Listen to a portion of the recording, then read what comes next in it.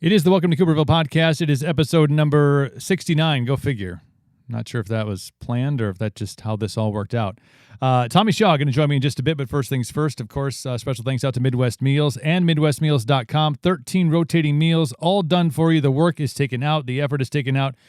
All you have to do is know how to operate a microwave. And if you don't know how to do that, well, there's instructions, I think, on the back of the microwave. Turn it around and look underneath it. It's written right on there. So you pop them in, and, of course, you got all your macros on there. You know your calorie counts. You know your protein count, your fats, your carbs, everything you need to know. And the deliciousness on top of it is an added bonus. So you can actually know what you're putting in your body. Therefore, you know what you can get out of your body. And you get 10% off with promo code Cooper at checkout at MidwestMeals.com.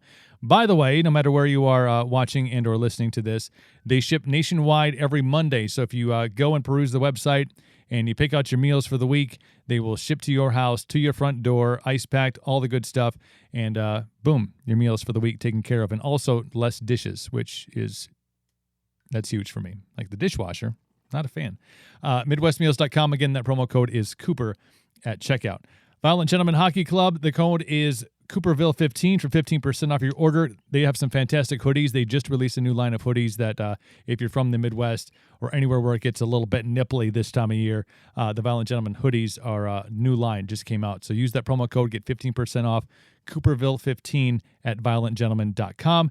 And, of course, Monster Energy, keeping it all real, keeping me motivated and keeping me awake, probably for much later than I need to be and getting me up much earlier than I need to be. But I have a 10-year-old, and I think that probably says enough right there. Hashtag Monster Podcast, Monster Energy, proud sponsors of the Welcome to Cooperville podcast. We tried to do this, Tommy Shaw and I. We made an attempt. We did. If you go back, actually, I think the post is still up. If you scroll back far enough on my the Welcome to Cooperville Instagram page, episode 25 still exists in picture only.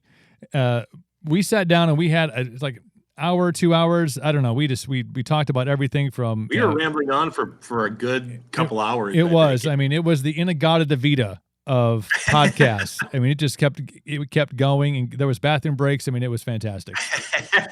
And Tommy leaves, and I sent him a text. I'm like, thanks again. It was great. And I come down, and again, I'd done 24 of them, and have been around recording equipment for the better portion of my life. And our audio was so faint. I don't know, but we kind of said that's odd because the conversation took a paranormal turn about halfway through, and the fact that none of it recorded, none of it was worth publishing. So we decided, and that was last year sometime. So it's taken us a bit to get back to it, but Halloween time seems like a good time to bring back the paranormal conversation that we once had. Yeah, I want to get down to the nitty gritty. I mean, we were on a really good conversation before it all went south, and of course I talked to you quite some time ago about hey, next time you get Chad Lewis, give me a call. I'd really like to sit in and be on that conversation, and so finally I reached out to you and I said, look, it's Halloween, it's my favorite damn holiday. Pretty please, can we just do something? Get some airtime. I want to talk about ghosts and shit. Let me just put me on the thing. And you're live now? We can do it live? Yeah, I'm in. So, by the way, if anybody is watching us, we're on Facebook, the Cooperville Facebook page, also on the YouTube channel and on Twitch. So if anybody is friends with Chad Lewis, I know I am. Maybe I'll try to jump on my Facebook. I'll tag him and see if we can get him to join in the conversation. That'd be awesome. I'd love to meet that guy. We have the capabilities of doing that. Yeah, my podcast with him was fantastic. The guy's he's done so many things in that world, which I know you like. That'd be like your, if that would pay you enough money to fill your glass with mid-shelf vodka, you'd totally be a paranormal investigator. I would drop everything if I can get a paycheck for doing that. I'll do that in a heartbeat. I find it thrilling. It's an adrenaline rush for me. Mm-hmm. I do get some looks. We were teasing this earlier today at my office. Shameless plug. But I had some people stop me in the hallway and say, "So what are you guys going to be talking about tonight?" I said, Halloween stuff, paranormal, and I thought they were going to make fun of me. Because like most people do. Well, sometimes Par for the Sometimes course. they make fun of me just when I walk down the street. But no, and then I had a group of people that came in and we were all talking about our experiences that we had when we were younger and what did you see? And, well, I believe in aliens. And I'm like, yeah, that's where you lose me. But I don't know. I'm not a big UFO guy. I'm a kind of see is believing. They're not going to give you a choice. I'm just saying. They're not going to be like, oh, he doesn't believe. Like, okay, we'll leave him alone. Like, he's that's cool. Right. Well, we can't anal probe him. Okay. Non-believers, just so you know. Oh, we already got a comment. Heather, she wants Chad Lewis to come out to the house. Yeah. Oh, really? Yeah, that would be cool. I thought she wanted me to come to her house. Tommy wants to be paid to investigate paranormal. I know the Norvalds, they have some spiritual stuff going on at their place. So there's the great really. See, yeah, I'd love to do that. I mean, I dabbled in it by myself a long time ago.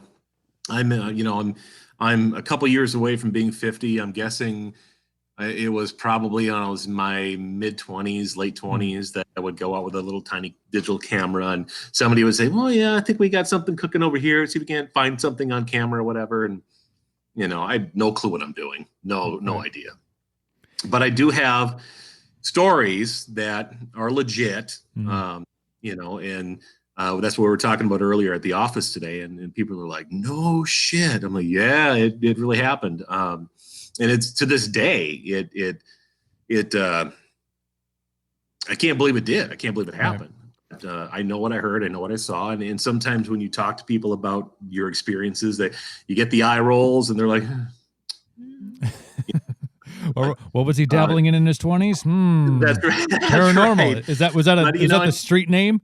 Paranormal. Taking some paranormal pills back here.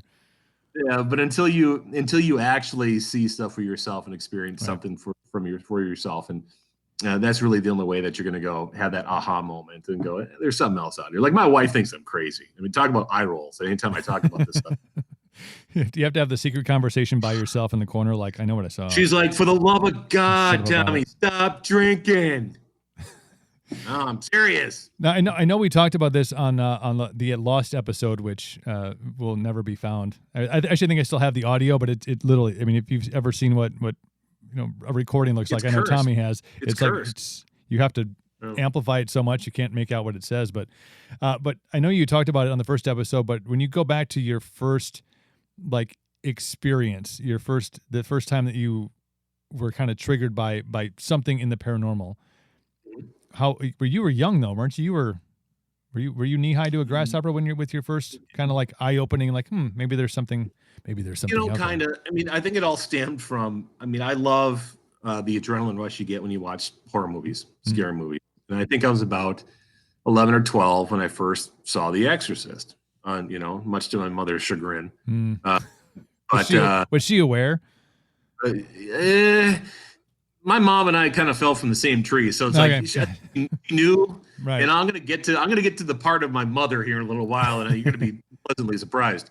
But that movie scared the shit out of me back then. As a matter of fact, I've watched. It's just like Star Wars. I watched it 167 times, and it still is freaky. Yeah. When you got the lights down and you got it's on Dish Network or whatever, and even the edited TV version is like, oh, this part's gonna get me.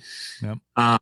And then I think that's when I got the bug. I think that's when I got the bug where I'm like, there's got to be something to this, and later in life I did research on the stories behind the movies, instead of just taking the movie version. Like The Exorcist, it was about a 14-year-old boy in St. Louis compared to a 12-year-old girl in Georgetown, and same thing with the Amityville Horror, the Lutz family compared to the DeFeo family. What happened there? Was it a hoax? Was it something that they did for money? It was just fascinating. Right. It's just fascinating to find out the backstories of these movies and stuff. And it wasn't until I was rewind. I was probably 17 when I had my first legitimate scare. Legitimate. This is where my mother comes in. Dun, dun, dun. Yeah, insert eerie music here. I was going to say that Uh, before you get to your story. When you talked about The Exorcist, you know that a movie has this gravitational pull of its own when yeah. even the music. And I remember you when Yeah. I was working with you doing afternoons on Wax back in the day, and you had that bed on a loop. And Yeah. even when you hear it, they use it for either TV commercials or a promo.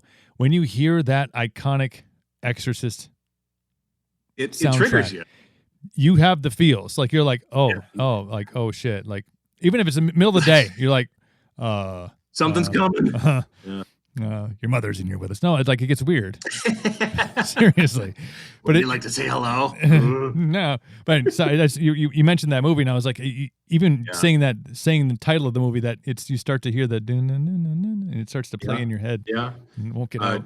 I not to tangent too much, but yeah, I actually had an opportunity to interview Linda Mhm. Blair before I departed Wax 104, and that was just a we didn't talk much about The Exorcist. She doesn't like talking about The Exorcist. I can see why, Right. but I got her to talk a little bit about it, and it was just exhilarating to just talk to her Mhm. about her book, about her life, about her passions. Obviously she's a real person. And when I did dig a little bit deeper, I was told not to talk about The Exorcist, but I was rolling tape and I was talking about her publicist. And the publicist, his name is Sonny, and he said, "Please don't talk about The Exorcist." Talk to And Linda so Blair, but don't talk about The Exorcist. yeah, in my mind, I'm like, then what the hell's the point? Does she have a rock album dropping? Like Three Chords and the like, Truth? and she wrote a book called Right. Going Vegan. Mm. And this is a long, long time ago before the vegan craze really, truly hit. Yeah. And I knew nothing about being a vegan. I didn't know what these people were. For a minute there, I thought, is this anything in relation to like Wiccan? Is this some sort of cult? I was, and to be completely transparent, I was a horrible interviewer because I didn't do my research, So I kind of fuddled along, and because I want to get to the good stuff. Give me the, what about The Exorcist type of thing. Well, she didn't know this because we weren't live. We pre-recorded this. And so I got her to talk about bits and pieces.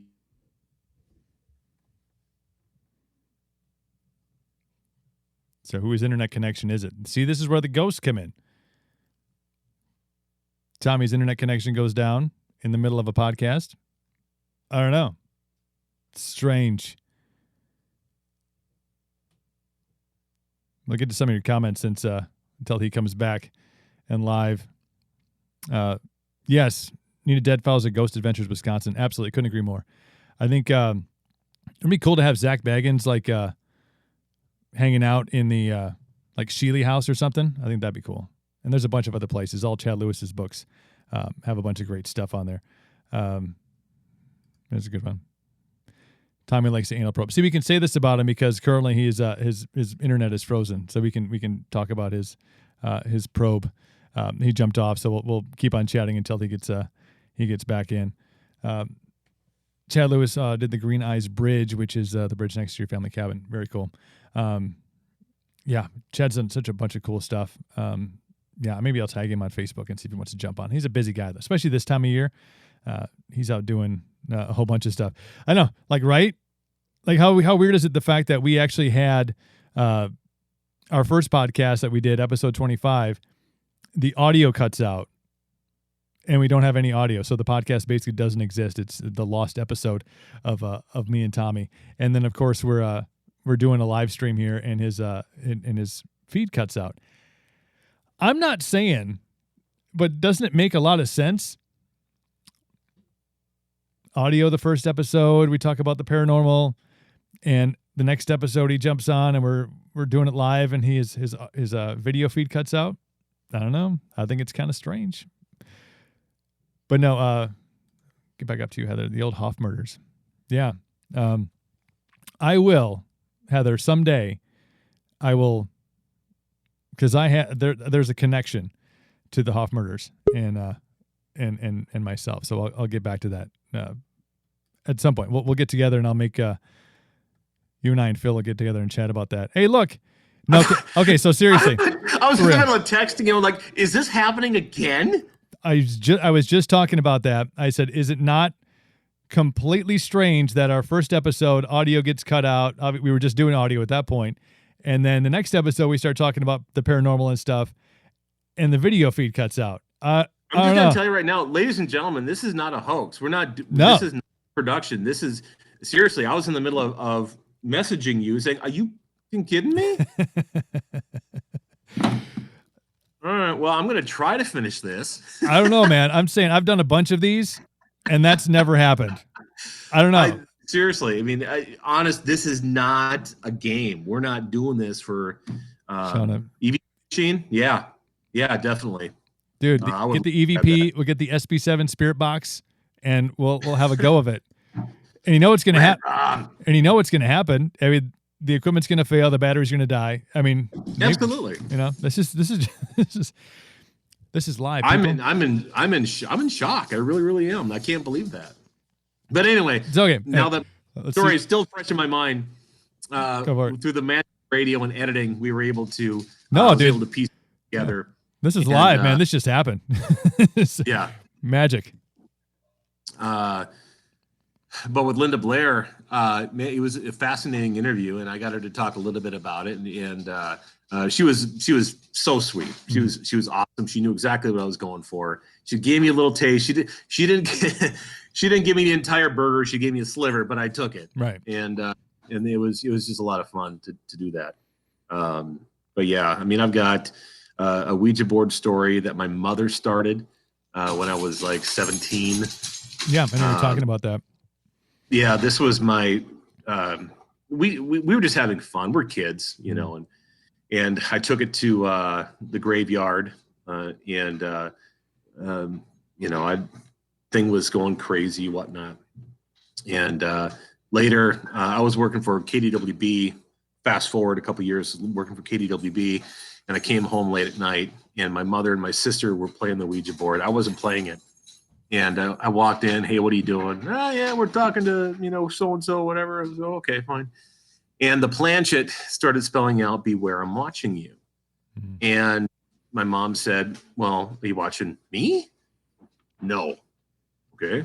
And my sister Laura was there and said, are you watching Laura? No. Both of them turned and look at me and they're like, you watching Tom? Yes. I'm like, time out. I'm not even playing this game.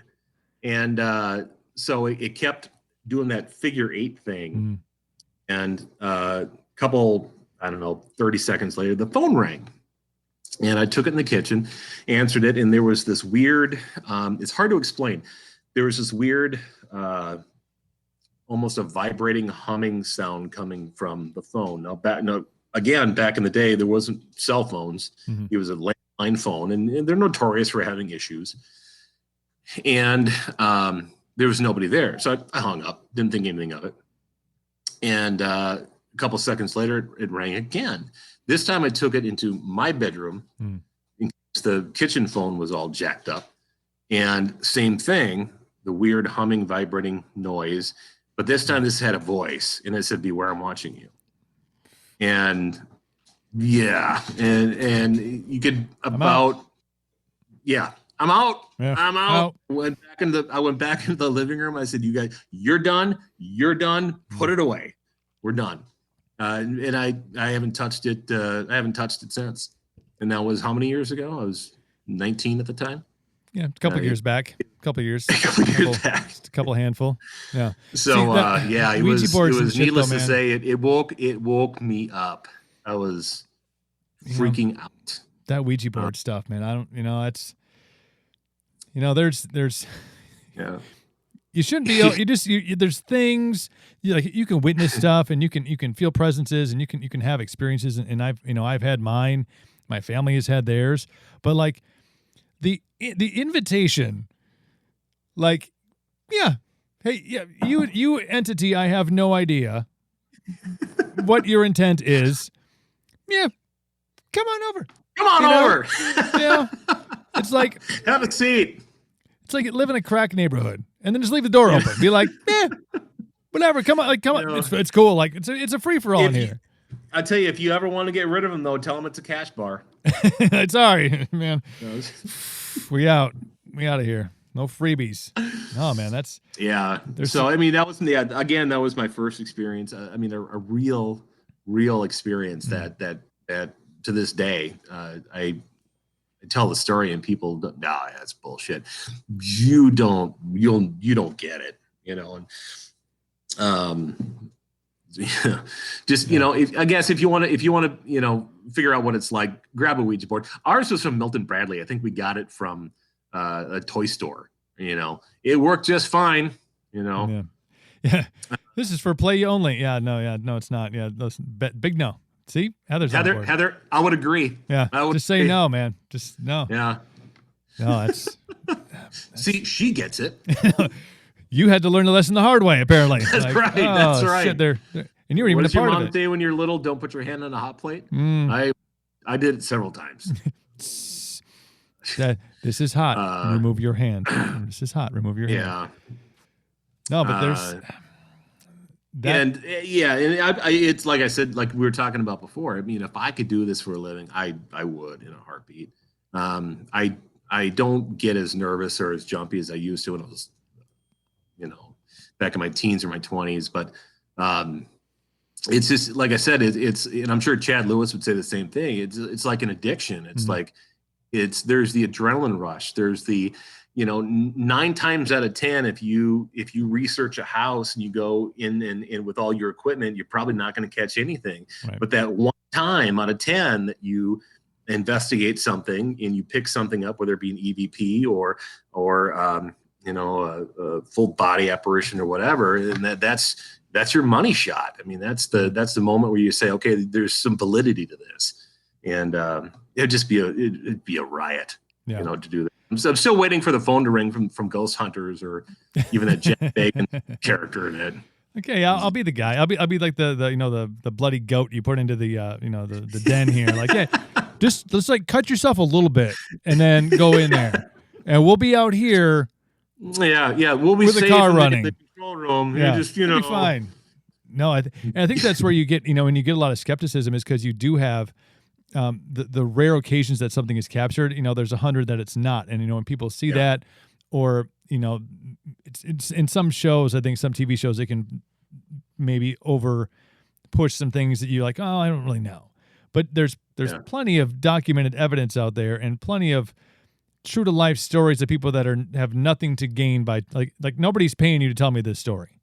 If they are, I want 20%. But there's still like, it's like aliens. I know you're not an alien guy, but in the midst of COVID, the Pentagon releases like we have discovered and seen spacecraft that are not of this planet. The Pentagon, they like release this all the COVID's going on. Everybody's like losing their shit and buying toilet paper and can't find Clorox wipes anywhere. Wearing masks. It's weird, but during the midst of all the chaos. The Pentagon's like, let's just slide this information out there like nobody's going to know. And people are like, oh, like, okay, like it's 2020. So, yeah. But the skepticism is still there, even though you have, some, high-ranking officials and some confirmation. And, maybe there's some stuff out there. People will always lean towards the side of skepticism unless they have an experience themselves. Right. Or somebody who's like super like close to them, trustworthy, like this person has no reason to lie to me about this. And they're like, dude, like I've like heard and seen stuff. And then maybe they start to change their ways a little bit. But because for me, I don't talk about this every day. I don't discuss at parties or it's not dinner table topics. And but when like situations like this arise, or if somebody else brings up the paranormal, I may slide the story in, and I don't have a booklet of 1,700 stories that I made up and to say, well, hey, also on this date I did this, and on this date I saw this, and this thing came at me like this, and I have like 2 stories, But that's all you need. That's all you need. You need one story. That's really all you need for to impact your life. And my story was definitely real. My two stories are definitely real. Yeah. The alien thing, I'm a never say never kind of guy. Right. And so obviously in today's world, anything that comes out of Washington, from my personal belief, is like murder hornets. Murder hornets are going to get us all. I was disappointed with the murder hornets. I really wanted to see one up close, but anyway, I digress. No. Today somebody told me a story of their UFO experience, and okay, it happened to them. They believe it. To them, it happened. Right. Okay, I'm not going to argue with you and say, oh no, that didn't happen. It happened to you, and what an experience. I haven't seen it, and so if my two stories would have never happened, I would probably be more of a naysayer on the ghost end than I am today. Yeah. It's human nature. Seeing is believing. So to each its own. Again, we're, like you said, we're in 2020. Somebody comes in and has a picture of a dead alien, spread eagle on a table in Area 51. Okay, yeah. Maybe that's Hollywood. We don't know. CGI. CGI. But it's 2020. So it's like, you know what? Asteroids, murder hornets, COVID-19. What else are you going to add to the list? That's the thing. I don't want to say the scariest thing about it, but how desensitized we are to like really bad things now. We're like, murder hornets, aliens, man. Giant asteroid going to destroy Earth. Like we're all par for the course right now. Like, it's fine. Couldn't get my personal horror story is if my favorite retailer is out of vodka, then I'm we'll just end it right now. End it. That's it, dude. And as a distributor, you will know this, and other friends I have that are do have the same career. They're like, didn't affect us. Nope, motherfuckers drinking crazy now. There's drinking at home. It's just different. And we're talking about this, and we as I'm with Bill's Distributing out of Menominee, and I've talked to some other people too at Park Ridge in Eau Claire, and they're the same thing. I mean, we're seeing record-breaking sales in the midst of a pandemic. Right. It's bad. But a lot of people they don't want to go out to retailers anymore for fear of getting COVID, which is understandable. My heart goes out to all the retailers and bar owners and restaurants that can't get the customers anymore. So my wife and I, for example, we go to every mom and pop shop we can and do takeout and buy things we normally wouldn't buy, and that's what you got to do. We're seeing pretty damn good sales, off this pandemic. Of course, it's, I guess I'd trade it if I could, for the health, wellness of everybody. We would love to see people out back in retail and doing the things that they like to do. But it is what it is. It's 2020, man. It's here. Yeah. I have a cousin who lives out in Denver and works for a major wine distributor in the country, and is part of like the airline hotel section of the wine industry. And so she hasn't had a lot of work because obviously wasn't a lot of airline flights. Hotel stays obviously significantly down with less travel. And her and I were on a Zoom call one day, and she's like, "Yeah, we've made our budget, like not from airline, but like as overall as a company, like we have made our budget already because everybody is going and just, well, what's better than one bottle? All of them. Two. All of them are better. We'll take a case. All of the wine is better. Nothing wrong with that. I don't want to have to come back to the store because I end up buying shit like food, and let's just cut out the middleman here. But no, it's people have made have found ways to get through all this, and but I think to get back to what we were talking about is the lack of shock, if anything. That's why I think if there was, like, now would be the time for like a very crystal clear paranormal capture. Because you'd be like, and all the non-believers would be like, oh yeah, I guess I see that. Yeah, like I'm on board now. That other dimension that's there, I'm watching it. It's happening around me. It's fine. snow Ouija boards, and we'll be good. I'm gonna go back to drinking my wine or my vodka or my latte, and like let the world go around us. Yeah, I feel you. So I have an interesting news story to add to our repertoire of paranormal stuff. So I moved earlier this summer, moved from our house in Altoona and moved, my son and I moved here to Chippewa Falls, and love it. Love the city, love the community. It's a beautiful place to live. And, never, and not that I'm like hypersensitive to entities or energies, things like that. But if it's strong enough, I'm like, that's odd. And when I first came, and looked at the place, I was like, sometimes when like people are still living there, you can kind of feel what they're feeling. And, the guy that I moved in after him, he was going through a divorce too. So it was like, okay, like we're just all on the same wavelength. Like I get it. Like it's cool. Sure. Yeah. And so we end up moving in here, and my son is out in the backyard playing, a nice little backyard. And there's like a hill that goes down, real private, kind of a woodsy area. And he came back in the house one day and he was like, there's a shiny black piece of glass out in the backyard. And I was like, well, don't touch it, because just don't, glass breaking, bad things. Just you don't want to end up taking it for a tetanus shot later. Like we got stuff to do. Like we can't be dealing with hand stitches at this point. He's like, and then that was kind of it. I was like, well, somebody threw some junk in the forest back there. Happens. And so I do stupid things in the morning, like flip tires and run. And so one morning when it used to be light out in the morning, which was great, I was out back and I was flipping my tire, and I put it back up against a tree where I normally have it.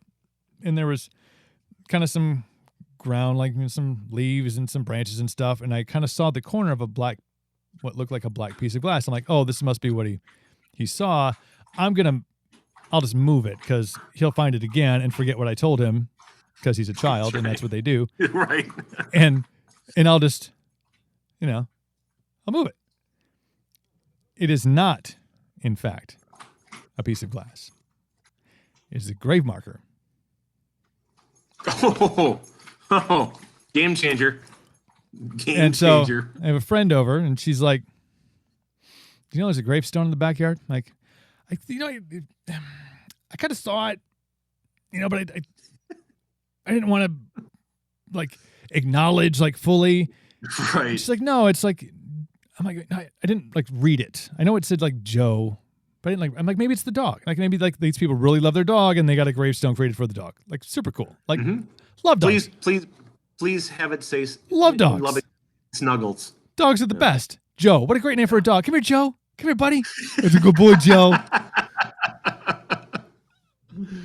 And she's like, no, it's like 1920 something till 1970. So I'm like, that's not a dog. If it is, wow, but it's not. So I'm like, got something living with you. Maybe it's just, a memorial, there's not actually a body in the backyard. Maybe, hopefully, probably is.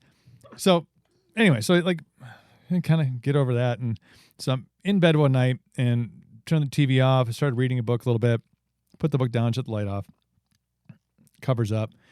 And I'm just kind of laying there doing and starting to nod off. And I swear on whatever it is that I believe in, the sheets around where my feet were tightened.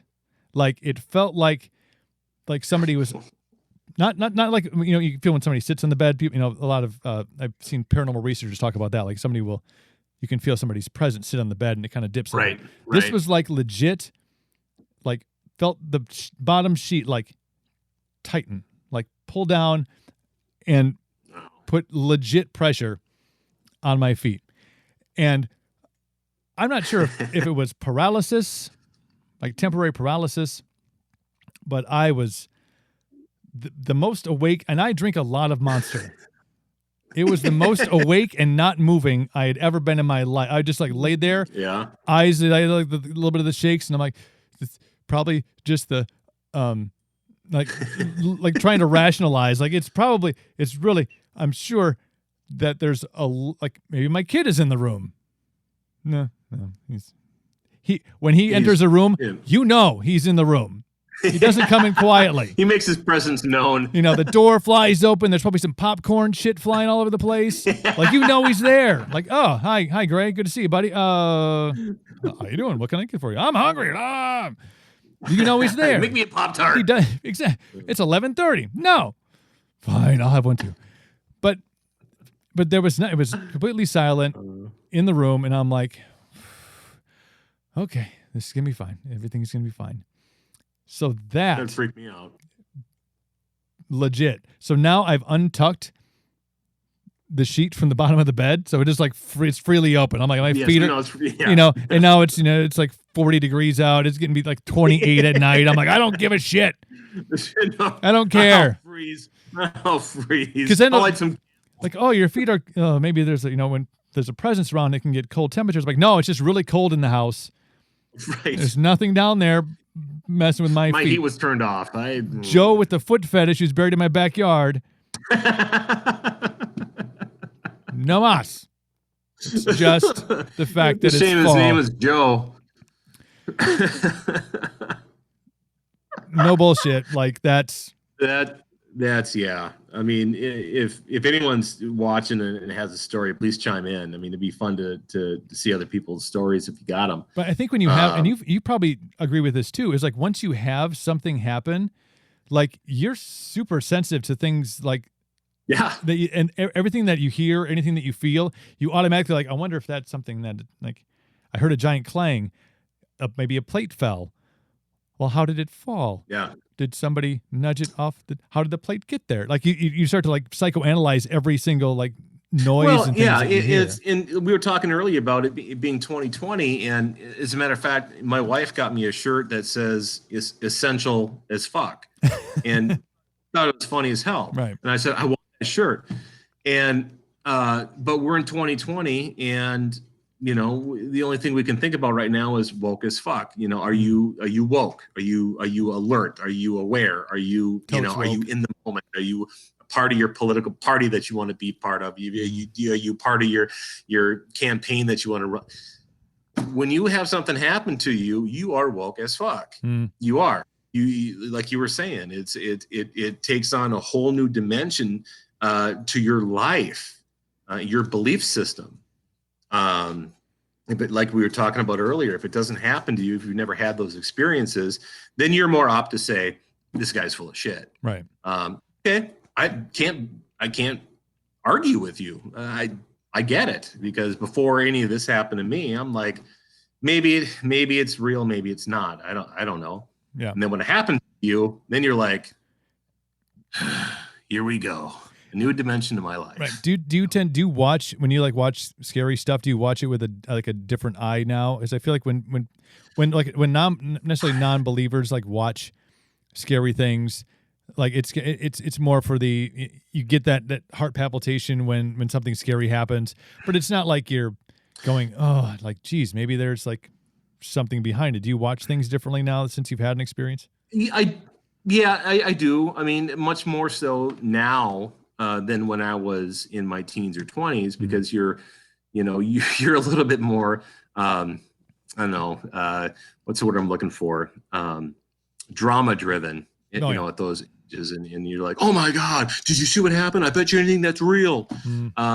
Today, you kind of look at things more with a grain of salt, and it's Hollywood. But what I can tell you is that the only shows that I really like to watch horror-wise are the same ones that I've seen time and time again: Amityville Horror, The Exorcist, The Conjuring. Why? Because they're based off of real experiences. They're based off of true life happenings. Whether Amityville was a hoax or not, it's still intriguing because it's based off of real people. It's based off of real events. And that's what I love about them. Because now, in the age of the internet and everything else, you can do a lot of research, whether it be, Wikipedia, or you can go to news archives or whatever, and actually dive deeper into their stories and how the book was made or how the movie was made. Where are the people now, if they still are around? There's something on Shudder right now. I just begged my wife to to subscribe to Shudder, because they're talking about the experiences that happen on set of several different movies like The Poltergeist and The Exorcist, although The Poltergeist is a completely fictional story. They claim that things still happened on the set. Well, like with us, we can't seem to do a goddamn podcast without something blowing up. No. Stuff like that, that happens. And that's what I find intriguing. I still believe it's Hollywood. I still believe that they take a lot of liberties in their storytelling. Right. But if you dive deeper, especially with, Amityville and The Conjuring and The Exorcist, there's some things, there wasn't head spinning around and green soup being thrown, but nevertheless, with The Exorcist, they brought in a Jesuit priest, and they did an honest to God exorcism on this 14-year-old boy in St. Louis. And that's what I find just cool. Just cool, so. Yeah. I think Hollywood has to they have to make it watchable. If you're going to have a paranormal experience, chances are it's not going to be a drawn out conversation, or, it's going to be brief. It's going to be, it's not going to be crystal clear, like, looking at your face, and it's going to be like a brief thing that happens. And I think when you look at, like, I just got done for the second time watching The Haunting of Hill House. It's a great show. It's a great show. Just fantastically done. Yeah. And the Haunting of Bly Manor is the new one, which is like super cool. They used all the we just started watching that as well. All the same actors, but in different roles as a different family. I'm like, that's so that Elliot from E.T. Come on, does it get any better than that? My girl crush from Son-in-Law is in that. Carla. I can't pronounce her last name, but she's my Hollywood crush. Which one was she? I'm trying to think. She was the mom in yes, Haunting Hill House. Yes. That was Theodora. Whoever played Theodora. Yeah. That was great acting. It's fantastic. Very scary stuff. But I think you watch a story like that because of how Hollywood does a great job of writing this, especially now that Netflix has become a thing, and you can do it in this this serial kind of way, and have episode to episode, but it's major budget. It's so different than when we were watching. When you watch TV as a kid, it was like, well, this person will never be in a movie because this is TV and it's movie. Now all of a sudden you see that it's kind of reversal, where TV has become so blockbuster-esque. But like The Haunting of Hill House was so well scripted. It's so well done. It gets you at the right times. Yeah. But when you watch it after you've had go ahead. It's compelling. It's absolutely compelling. It like the writing is incredible to be able to get your viewers engaged. And I'm not a. And my wife complains all the time because I'm not a series or a binge watch kind of guy. Same. I like to watch a movie, done with it, move on. Haunting a Hill House was a little bit different. I was pissed when the season ended. Right. And I'm like, I gotta figure out what happens here and whatever. And it just draws you in. That's great writing. That's great storytelling. Whether it be fictional, non-fictional, whatever. It's fun. And absolutely fun. And they did such a fantastic job. I remember the first time watching it through, and then after the season was over, they like released this article that was like, if you go back and watch, here are like the 31 things that you missed. Like, like ghost heads, like there's because they have your attention drawn over here to like a conversation between the children. And like, but if you look up here, you will see this head like, come up and then come back. They wrote it in a way they know how you're watching the show. Your attention obviously gravitates towards what you're watching. They're like, oh, but did you notice like 31 of them? How freaking genius is that?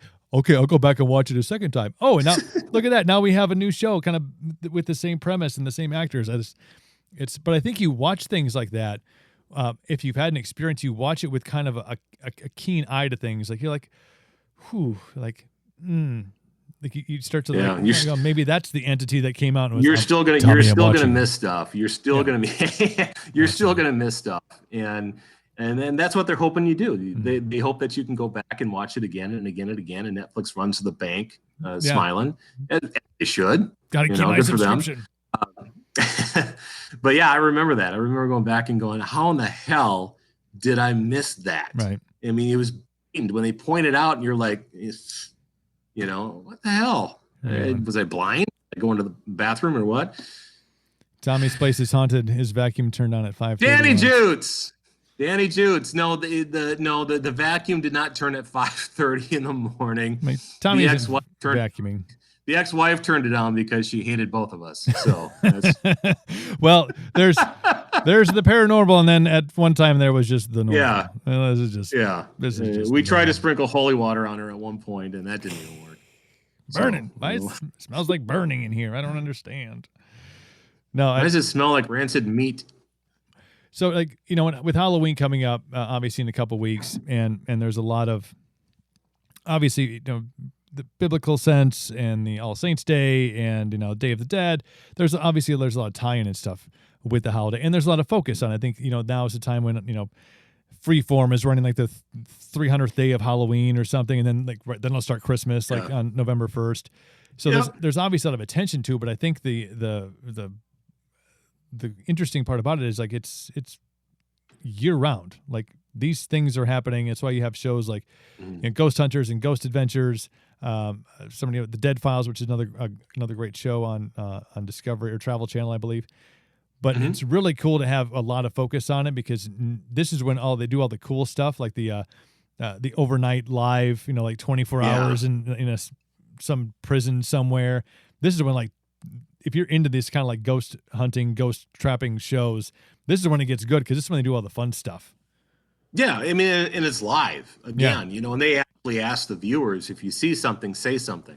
Yeah. And you know, again, you go back to it's just compelling TV. It's compelling. It keeps you drawn in, and I think that's what draws me into. You know, I'm not in the field of paranormal investigations. I wish I was, but that draws me to, you know, really kind of embrace what these guys do because, you know, they've done it for a long time. They know what they're doing, and I'm gonna tangent just a little bit when you talk about these shows that are paranormal. You take Ghost Hunters International, Ghost Adventures, for example. I think you talked about it last time before we were abruptly cut off by the spirits. But, you know, Ghost Adventures has its moments where it's compelling, but again, I believe that is hyped up TV. I mean, if you watch the host, Zach Bagans, don't know the guy, never met him. You know, to me, the whole show is iffy because there's too much teenage drama in those shows. It kind of takes the fun away from the art of what they're doing. You take a look at Ghost Hunters, the guys out in Massachusetts. That's compelling TV because they go into places saying, we're going to debunk this. You know, they're going in seconds after they walk in the door and go, it's haunted. It's haunted. Oh my God, there's demons running through me. Right. You know, don't do that shit. They're very level-headed. They're very business-like. Hey, you got a problem? We want to help you. We'll see what we can do. Yeah. That's kind of my speed on all that. I don't like the hype. You know, you can hype it up.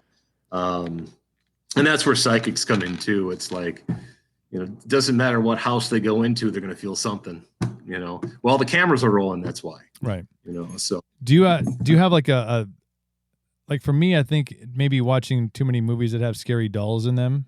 But is there like like dolls and clowns? Like do you have any perpetual like weirdness about any of those types of things, or cats maybe? Cats. Pet Cemetery. Yeah, very good movie. My wife is terrified of clowns. I learned early on after a prank I pulled on her with clowns. Not good. Not good at all. Yeah. But I don't think so. I mean, the whole doll thing, like Annabelle, another great Conjuring franchise. And you know, the Annabelle, which is truly a Raggedy Ann doll, it's real. At least the doll is. You know, not really. You know, I mean, I don't look at things and go that, you know, that's haunted or that's spooky or whatever. Right. The thing that really nabs me is the unknown, is the things that you hear, see that you can't explain. Yeah. Moving objects, the whole telephone thing that happened to me when I was a teenager. the things that, most people are fearful of the things that they can't control. And when something like that happens, well, you're not in control of it. You can't explain it. You can't explain it away. It happened. How do you explain it without acting like a kook? And I think that's the scariest part, is just not being able to explain it. How the hell did that thing move from here to there by itself? Why am I hearing voices? Maybe I need medication. I don't know. Maybe both. Maybe I'm too medicated. Maybe I need to see a doctor. Yeah. But no, I'm not too freaked out about dolls and objects and whatnot. I think Hollywood has done that has a lot to do with it. I think because you again, like we talked about the Exorcist theme and how it conjures. See what I did there? It conjures up feelings of. I taught you well. Namaste. But it gives you that when you hear that music from The Exorcist, you get that feeling of when you watch that movie and the emotion that it drew out of you. I think it's the same thing when you see objects like dolls, or especially like the old the porcelain face dolls and things like that. When you have movies or shows, I know Ghost Adventures did a big thing on Doll Island. And you see, and now you have this like creepy island, all these old dolls, and it conjures up these emotions like, ooh, geez, like I don't know if I want to. That one could be the one that's haunted. The clown thing, that thing, I'm not sure if it's it, because I mean, if you watch the original It, with what Tim Curry was Tim Curry the original It? I think Tim Curry was the original. Tim Curry was the original It. Yeah. Like if you watch for the time, it was scary, and the book is freaky as shit. So I can see how the clown association because of It, and now with Pennywise and the new ones, and it's just so I get it, but like clowns just like clowns are different than what they used to be. I mean, you used to go to the circus, you used to love clowns, and nowadays it's like thanks to Hollywood, you're like, right? I bet you $1 million he's carrying. What's in the balloon? What's in the balloon, pal? There was a fucking TV show as a child growing up, Bozo the Clown. Yeah. Dudes in clown suits. It was like part of your Saturday morning. Like, oh, look, you get to play the game where you throw the ping pong ball in the buckets and you win stuff. This is awesome. And this is cute. This fun clown. And now you're like, you notice McDonald's? Like Ronald's kind of being pulled out of marketing a little bit. Like. I think Ron took early retirement. Yeah. He's like, screw this. Yeah, if you don't like, do not watch Killer Clowns from Mars. It'll ruin you. It'll ruin you. Like who comes up, what writer is going, I have a great idea. Like, really. Not just Killer Clowns, but they're from Mars. That's right. And some studios like, buying it. I'm buying it. I'm giving you the money. Make that shit a movie. Sign here. Yeah. I do have one more story for you that I'll talk to you about. And this one, I feel really bad about. I really, really do. I'm going to preface this by saying I couldn't apologize to my daughter enough after I did this thing. Who, again, it was like, who knew? My wife and I moved to Pensacola, Florida, back in late 2014. And we decided to move back to Wisconsin in summer of 2015. And we had the kids down for the summer and take a drive in Georgia we went up to Savannah and did a Savannah tour along with Hilton Head and a bunch of other really cool places. But Savannah is the one place I really wanted to see. The architecture, the culture. Forrest Gump was filmed there, and its haunted history, which again really is the main reason why I wanted to go. And there is, I don't know if you're familiar with the Sorrel Weed House. It's been featured on Ghost Hunters and Ghost Adventures a couple of different times. Dates back to the Civil War. Actual ghost hunting tour. They gave you the electromagnetic meters, and sure as shit, you'd go to some places and the meter would go off. And it was just a lot of fun to go. It's a museum, so you go through, and they teach you how to properly ghost hunt and whatnot. And And the story was, I believe it was Saul's wife that committed suicide by jumping out the window. And the story was that she doesn't like girls. She doesn't like women. So towards the end of the tour, we were about ready to walk out of the house, and we took a lot of pictures. Really nothing happened. It was whatever. I just thought it was kind of cool. So my stepdaughter Mariah and my daughter Jasmine were walking next to me, and I'm a snarky dad. And we're walking out, and I said, hey, if you really don't like women, do something to these two. Hey, you got two targets right over here. Come on, do something. All right. So we walked out the door. Thought nothing of it. Then Jasmine, who was stone cold white, says, Dad, my leg burns. And I'm like, what? My leg burns. It burns. Well, let's see it. So she rolled up her shorts, and there were 3 scratches right down her leg. True story. I think I saw. Did you post she a was picture in of tears. that? Did you post a picture of that recently? I did. I think I saw it. And I was did. Like, oh, shit. I was going through my memory on my Facebook page, and I'm like, oh my God, I totally forgot about this. And so I posted it on my Facebook page, and you can see. I mean, it's real. It's not just she rubbed up against the door and there's 1 scratch. They always say the scratches come in 3s. For some reason.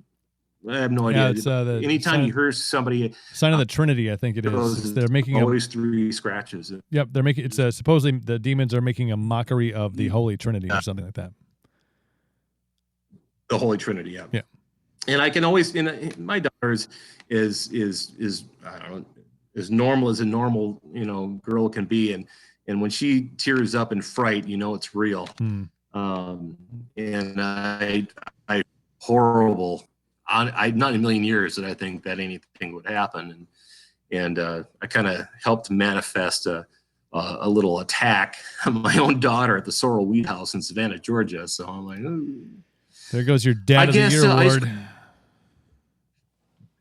Not getting the Dad of the Year belt. Not for that one. Nope. Not for that one. Nope. No, you're out of the running. It's really strange because the first story you told, or we're about to tell, your internet started to suck, and then we lost you, and you started to tell this story, and your internet starts to suck again. I'm not, the demons are in. I saw that. They're in the Wi-Fi, man. I'm telling you. Yeah. It's crazy, but no, Tommy. It is crazy. It's. I can't explain that either, because this is twice now that we've tried to do something like this, and I don't know if anything happened between you and Chad Lewis, but for some reason, you and I get together and we try talking, the paranormal, and it just becomes an absolute shitstorm. So I don't get it, but it's fun. If I could explain it, then it would be explained and not unexplained. You're right. Right. We'd have it all figured out. Like, oh yeah, it's just it's Joe fucking with the internet cable, backyard, screwing it all up. But Tommy, my friend, it is always a pleasure to catch up with you and to chat. Thank you so much for joining us on the live stream. Thanks to everybody who thank you comments. It was eerie as always. I guess we have to do this. We should plan one, and we're going to talk about other stuff and then see if it goes off without a hitch. Right. Let's talk about the French mimes in the 1900s, and then just kind of throw a ghost story in there and see what happens. Then the shit's gonna go awry and my computer's gonna start on fire, and there goes my illustrious. Thanks, Coop. Oh man, absolutely. Anytime that my equipment wants to work, that'd be fantastic. Be good times. But take care of yourself. Enjoy your Halloween. I know this is your time to enjoy all the things that they favorite holiday. I'm telling you, it's gonna be nuts. To everybody that joined in the conversation, we appreciate you. Thanks for watching the live stream again on Facebook, YouTube, and on Twitch. The podcast will be released tomorrow. You can catch all the strange audio, which will be interesting to see if we caught anything on there. Yeah. In just the audio feed. So we'll check that out on all podcast platforms. That will come out tomorrow, which is Friday. And everybody, stay away from Ouija boards. I think that's what we learned today. That's the key takeaway. Just say no. Tommy Shaw, take care of yourself, brother. We'll be in touch soon, man. Thanks, brother. Appreciate it. We out.